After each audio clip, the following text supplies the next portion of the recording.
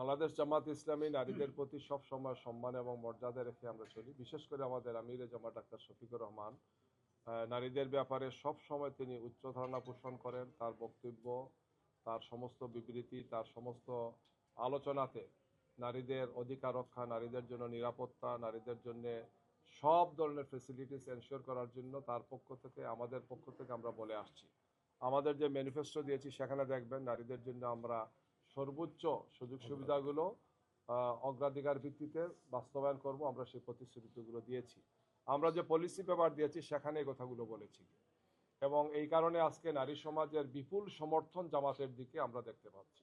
আমাদের সে মনে হচ্ছে যে এটাকেই ভিন্ন খাতে প্রবাহিত করার জন্য একদল লোক উদ্দেশ্য প্রণোদিতভাবে নারীদের ব্যাপারে আমাদের বক্তব্যকে মিথ্যাচার করছেন, যেটা আমিরে জামাতের টুইটার অ্যাকাউন্টটা হ্যাক করা হয়েছিল।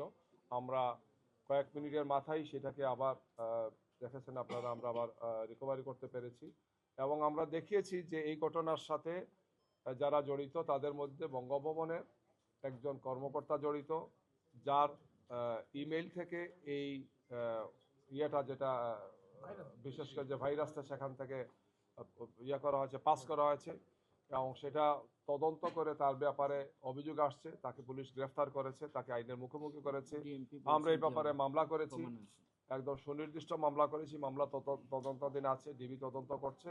আমরা আশা করছি যে এই সবগুলো বিষয় জাতির সামনে স্পষ্ট হবে।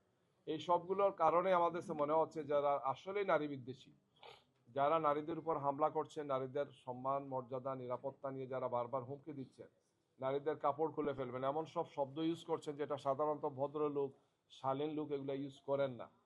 সুতরাং তাদেরই পরিকল্পনা এবং চক্রান্তের কারণে এই সমস্ত বিষয়গুলো হচ্ছে বলে মনে হচ্ছে। আমার ধারণা বাংলাদেশের নারী সমাজ আমাদের ব্যাপারে অত্যন্ত সচেতন। তারা জানেন যে জামাত ইসলামীর ভূমিকাটা কি, জামাত ইসলামীর বক্তব্যটা কি।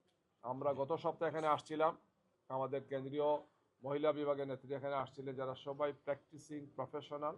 তারা এখানে কথা বলেছেন, আপনারা প্রশ্ন করেছেন, এবং তারা এই সমস্ত বিষয়গুলো বলেছেন যে আমরা এই ব্যাপারে ডিপলি কনসার্ন, যে আমাদের উপর যে অত্যাচার নির্যাতন হচ্ছে, নাজাল হচ্ছে, এই সমস্ত বিষয়ে তারা কথা বলেছেন। আমরা আমাদের পক্ষ থেকে কথাগুলো স্পষ্ট করেছি।